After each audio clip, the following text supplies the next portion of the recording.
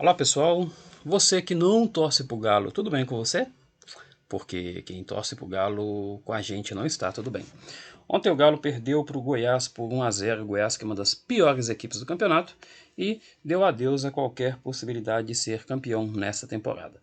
Matematicamente existem possibilidades? Sim, matematicamente existem possibilidades. Mas para ganhar um campeonato de futebol, teoricamente você precisa jogar futebol. E pelo que a gente viu ontem, o Galo não está lá muito interessado em jogar futebol e ganhar esse campeonato. Todo mundo dizia que o Galo tinha uma das melhores tabelas nessa reta final. Afinal de contas, o Galo ia pegar como adversário equipes que estão na parte de baixo da tabela. O 14º colocado Vasco da Gama, o 15º Bahia, o 16º Sport, o 17º Fortaleza, o 18º Goiás. Essa era uma tabela bem favorável para o Galo nessa reta final, visto que os seus concorrentes, Flamengo, Internacional, São Paulo, tinham jogos ali bem mais difíceis. Mas, na hora de decidir, de se impor, de mostrar quem manda contra esses adversários lá da parte de baixo da tabela, o Galo não soube decidir.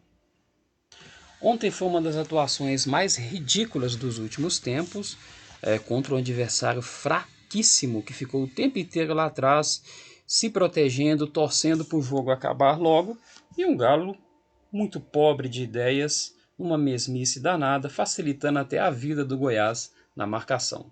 Uma equipe que joga como o Galo jogou ontem não tem a menor condição de ganhar um campeonato.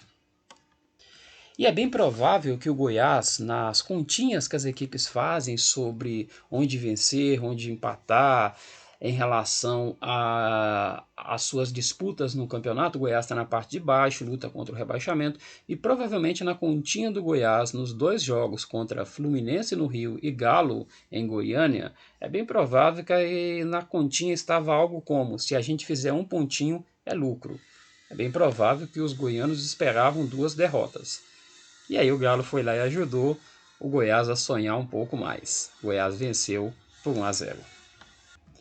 Com a derrota de ontem, o Internacional segue com 5 pontos de vantagem em relação ao Galo, o Flamengo com 1 ponto de vantagem. Mas é bem provável que, depois dos resultados de hoje, é bem provável que Internacional e Flamengo, que diferentemente do Galo, estão numa situação um pouco melhor. O Flamengo melhorou bastante, o Internacional já há bastante tempo só pensa em vencer, vencer, vencer, parece que é o ideal do Inter e não do Galo. É bem provável que ao final da rodada o Internacional termine com 68 pontos, o Flamengo com 64 e o Galo siga ali com seus 60. Com isso, o Internacional abre 8 pontos de vantagem e a gente para de se iludir achando que tem alguma possibilidade de ser campeão. Porque se por acaso acontecer algo totalmente inesperado e o Internacional perder e o Flamengo também, aí a tabela vai ficar do mesmo jeito que está e a gente vai ficar achando que tem chances ainda. Olha, tem confronto entre Internacional e Flamengo, quem sabe, não dá para o Galo chegar ainda e tal. E vamos de novo cair no conto da ilusão. Talvez o Galo nunca estivesse de fato, neste segundo turno, disputando ali o título. Talvez as oscilações dos adversários é que tenham feito a gente imaginar isso. Porque sempre que chega o momento de decidir e de mostrar que está ali de fato brigando pelo título, o Galo decepciona. Então, tomara que o Internacional vença, porque aí acaba de vez com essa sessão de ilusão. Afinal de contas, só restam 4 jogos, né, gente? A história do Galo no primeiro turno foi desequilibrado, ou ganha ou perde. O Galo começou com muita intensidade, ganhava, mas aí quando dava tudo errado também perdia. Esse foi o rótulo do Galo no primeiro turno, time desequilibrado.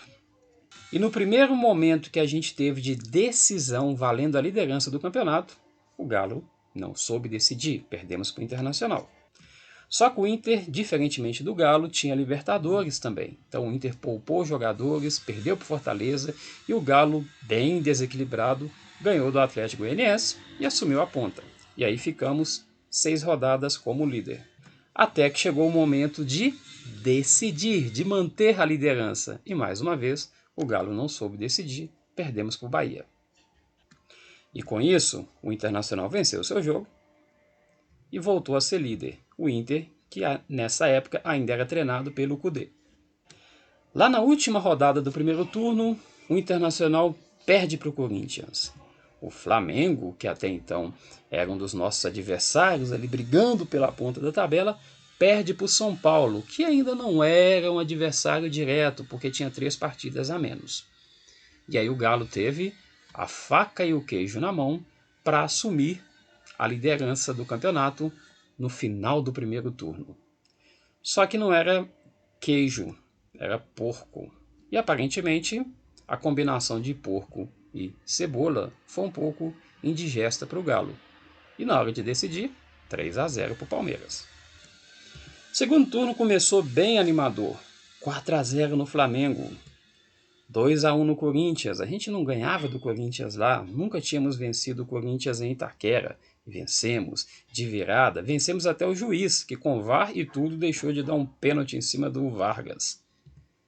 E os nossos principais adversários perdia os seus treinadores. O Kudê abandonou o barco e o Domenech, depois da goleada para o Galo, foi embora.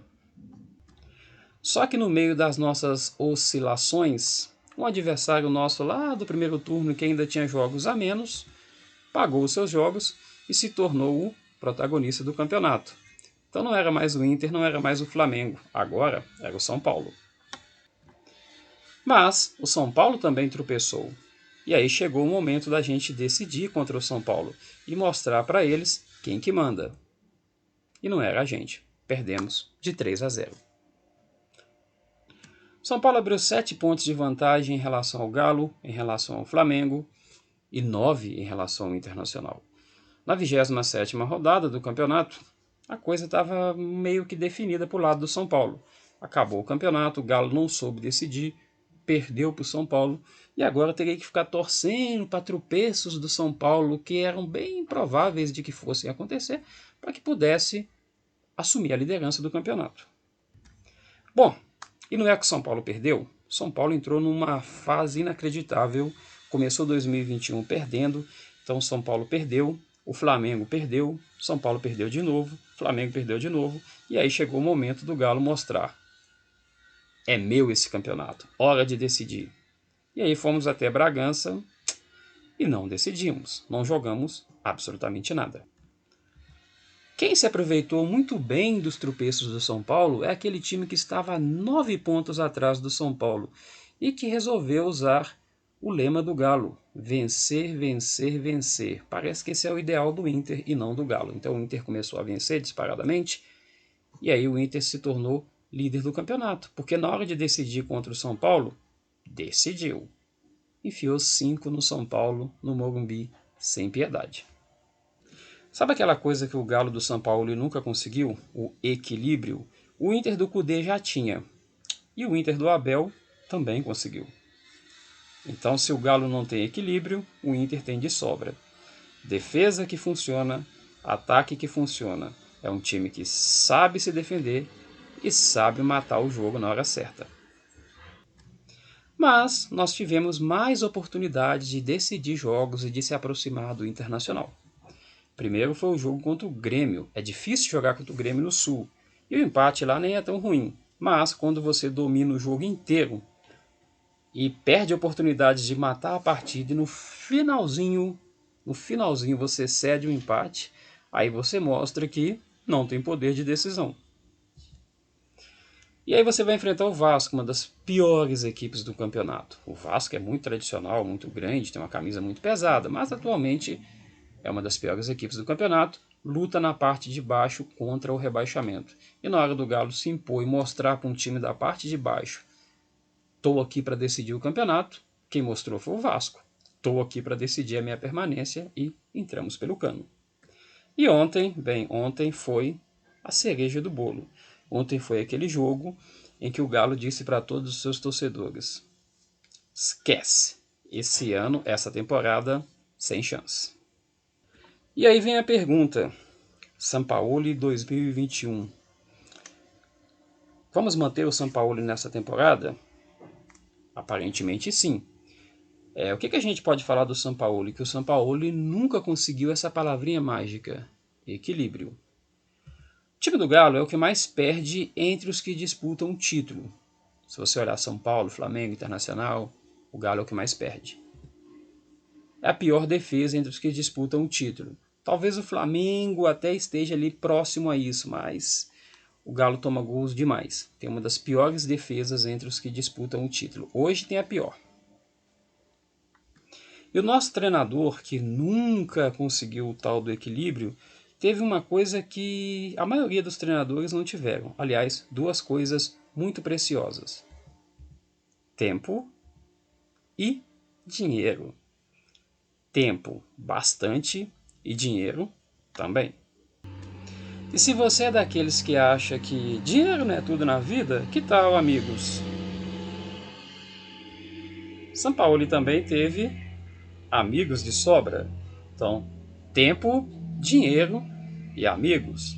Tudo para fazer um excelente trabalho num excelente ambiente. Mas mesmo com tudo isso, tempo, dinheiro e amigos, Sampaoli nunca conseguiu o tal do equilíbrio. E talvez a história até termine no final do campeonato. Talvez a grana francesa venha e convença o Sampaoli a ir para o futebol europeu. Ou talvez não, talvez ele continue no Galo. Sampaoli continuando ou não, uma coisa é certa.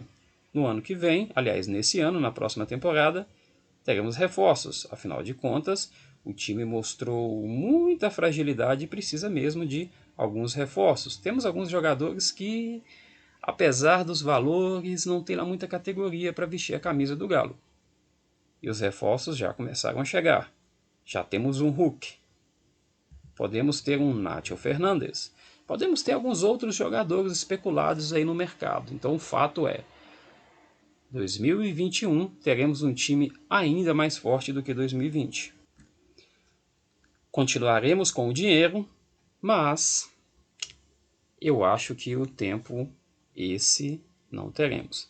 Afinal de contas, São Paulo vai iniciar trabalho com o Campeonato Mineiro, depois tem Copa do Brasil, Copa Libertadores, Campeonato Brasileiro, então não vamos ter assim tanto tempo. E a questão é a seguinte: com tempo de sobra, Dom Sampa nunca conseguiu dar ao Galo tal do equilíbrio.